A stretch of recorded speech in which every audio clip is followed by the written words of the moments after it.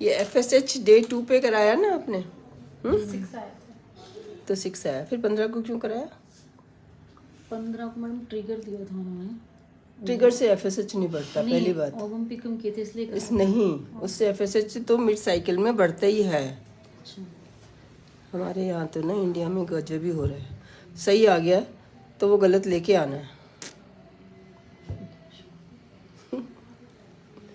Day 2 पे कितना बढ़िया आया अपने आप।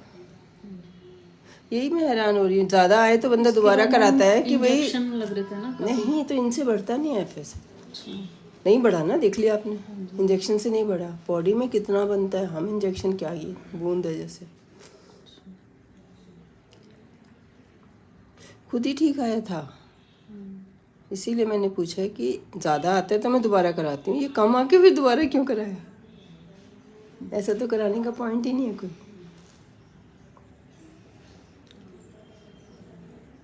थायराइड ठीक आ रहा है?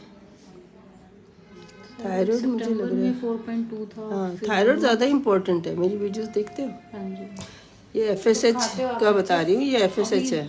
2 महीने से ही स्टार्ट किया है तो। ये फॉलिकल स्टिमुलेट करता है, इसी से तो एग बनता है। तो वैसे हो सकती है तुम्हारी, अगर इसमें ठीक आया है, ये FSH ठीक आया, ये नहीं कह रही है गलत आई है, ये बढ़ता ही है। और ये बढ़ गया तो इसका मतलब एग भी बना ही होगा। एग बना होगा तो तुम्हारी प्रेगनेंसी हो भी गई होगी, ऐसा कुछ नहीं है। उदास रहोगे तो रिजेक्ट कर देगी बॉडी। ठीक है, कैपगोलिन खा लो एक। गलत वो डे 2 पे ही था 18, समझ गए? अब डे 9 पे, डे 10 पे तो ठीक है। ये डे 2 पे 6 आया था। हाँ, वो बहुत बढ़िया आया, और ये बढ़ गया, ये बहुत बढ़िया, दोनों बातें बढ़िया। ये ऐसे आता है, ग्राफ जानते हो ना? हाँ जी। जैसे ये डे 1 था, ये डे 2 था, ये डे 10 था, और ये डे 28 है। हाँ, ऐसे नीचे जाएगा, फिर खत्म इसका काम। इसका काम है एग को बनाना, बन गया, रिलीज हो गया, वो LH का काम है। उसका इंजेक्शन लगता है, लगा LH का इंजेक्शन? एक LH का भी लगता है ना। देखो, आप कभी IVF कराओगे, कभी छोड़ोगे, तो ये गलत तरीका है। बॉडी को पता ही नहीं चलता मैंने बनाना है कि आपने बनाना है। ये हार्मोन्स बॉडी ने खुद बनाने कि आपने देना है।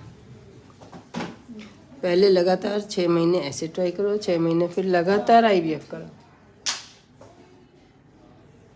ऐसे नहीं कि कभी 1 महीना करा लिया, 1 महीना नहीं कराया, तो जब नहीं कराओगे वो टाइम भी वेस्ट होगा। अगर कराया तो कम से कम 3 साइकिल तो कराओ। नहीं, वो कह रहे हैं नेक्स्ट साइकिल में भी ऐसे ही चांस है आने के। ऐसे कैसे पता है? फिर हमें करना ही नहीं चाहिए। आपके ऐसे ही ठीक चांस हैं। आपके 6 आया ना, बहुत अच्छा आया। ये 10 से कम आता है FSH, इससे गुड साइन। थायराइड आपका ज़्यादा आया है, यही ठीक करना है, और ये ठीक करना ही आसान है। आप मेरी कल की वीडियो देखो, सारे सबका जिनका थायराइड मैंने ठीक किया वही सबकी कंसीव हो गया। एक का कितने 7-8 साल बाद, कल शाम को 2 पेशेंट ने बताया। आपने देखी? 14 साल की बेटी है। वो तो एक हो गया केस, दूसरा जो है 1 साल से ट्रीटमेंट ले रही थी लगातार, सेम। कहती आपने कहा था बस अब न्यूली मैरिड समझो, भूल जाओ मैंने कितने साल से ट्राई कर रही हूँ। वो टाइम तो आपने वेस्ट कर दिया, जितने टाइम से ट्रीटमेंट लेके ट्राई कर रहे हो। अब बिना ट्रीटमेंट लिए ऐसे सोच लो न्यूली मैरिड है, जब मन आया मिले, नहीं मिले, हो गया 1 साल में। मेरा तो मन बस कल खराब हो गया था। हाँ जी, जो खराब हो जाता है ना, उससे एग खराब हो जाता है। तो और इसीलिए कैपगोलिन दिखती हूँ मैं। कैपगोलिन उसको बचा के रखता है कि आपके मन भी खराब हो तो भी एग को बचा के रखता है। मन खराब के साथ ही एग खराब होता है, तो ये प्रोलैक्टिन बढ़ के उसको खराब करता है। कैपगोलिन प्रोलैक्टिन को नहीं बढ़ने देती। तो ओवरी कहाँ है, ब्रेन कहाँ है ना, वहाँ से वो ऑर्डर दे रहा है एग मत बनाओ, नीचे जाते जाते प्रोलैक्टिन को ही हमने गायब कर दिया, जो ऑर्डर बताने जा रहा था। समझ रहे हो? बंदा चला, उसको इन्फॉर्मेशन देने हमने बीच में ही गायब कर दिया। ऐसा है ये, और इसके रिजल्ट इतने अच्छे आ रहे हैं, लोग हैरान हैं। इरेगुलर साइकिल, मेरे को ऐसा भी एक मैंने अभी बताया, डॉक्टर तो पेशेंट से ही सीखता है। कहती मैं कभी आए नहीं थे मेंसेस, कैपगोलिन का ही आ गए, क्योंकि पहले उसको PCOD बताते रहे, फिर उसको कुछ और प्रेगनेंसी नहीं हो रही, एग नहीं बन रहा, उसके एग मेंसेस ही नहीं आ रहे। ब्रेन सोच रहा है भी, आप तो वीडियोस में फाइब्रॉइड को भी कहते हो ना, कुछ नहीं होता है। हाँ, छोटा छोटा 5 सेंटीमीटर। उन्होंने वो भी रिमूव कर दिया मेरा। हाँ, वो चलो कर दिया, कोई नुकसान नहीं। हाँ जी। ठीक है, फाइब्रॉइड प्रेगनेंसी फाइब्रॉइड का इलाज है, हो जाए प्रेगनेंसी, लेकिन हम ये ना कहें कि तुम्हारे एग नहीं बनता। सबसे बड़ी गलती ये है कि सीधे ही मुंह पे कह देते हैं एग नहीं बनता। एग तो बन रहे हैं, एग क्वालिटी तो बनता ही है, क्वालिटी अच्छी ही होती है एग की, कभी खराब नहीं होती। एग और स्पर्म मिलके कुछ सही नहीं बनता। अब आपका एग पिकअप किया, सही थी ना क्वालिटी, उसमें क्वालिटी बात ही नहीं है, वो सिंगल सेल है ना। हर सेल जब डिवाइड होता है, जब एग और स्पर्म मिलते हैं, आप पूरी वीडियो देखना, ये भी आ जाएगा कहीं, तो ये जोड़े जोड़े बनने चाहिए ना, मालूम है, जोड़े, एक हस्बैंड का होता है, एक वाइफ का होता है, ऐसे आते हैं। इनको दिखा देना वो क्रोमोसोम्स की फोटो, वो जोड़े बनते हैं, ये जोड़े नहीं सही बनते, ज़्यादातर सही नहीं बनते, कभी कभी सही बनते, उस बार प्रेगनेंसी हो जाती। मैम आपसे बड़ी उम्मीद लेके आए हैं। कहाँ रहते हो? जीरकपुर रहते हैं। ठीक है, और थायराइड खानी है।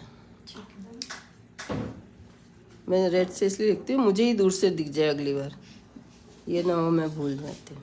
ये हर महीने कराना, हर महीने। क्या बोला, क्या कहा मैंने, आप भी बता। हर महीने करा के मुझे नेक्स्ट डे, आपने खुद ही ठीक रखना है। इसका एम क्या है, कितना होना चाहिए? 2.5। बोलो, आप बताओ।